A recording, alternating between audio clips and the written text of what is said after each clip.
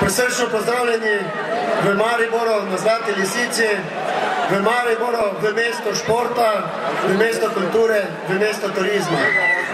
Ne glede na vremenske razmere, kakršnekoli so tukaj v Mariboru, sem prepričan, da jutri in nedeljo Zlata lisica bo.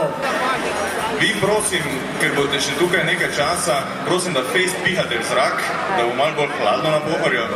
In če bo malo bolj hladno, tam okoli 4 stopinje, potem nimamo nobenih težav za cel vikend.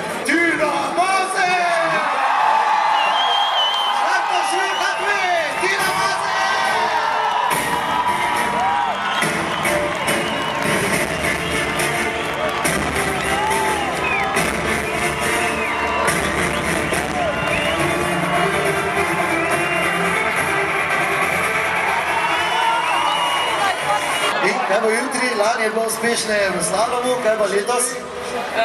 Letos pa jaz upam, da oboje imam možnosti v obeh dveh disciplinah, tako da če boste z mano, mislim, da imam še večje možnosti. Jaz bom dala vse od sebe in verjamem, da bo uspelo jutri speljati to tekmo.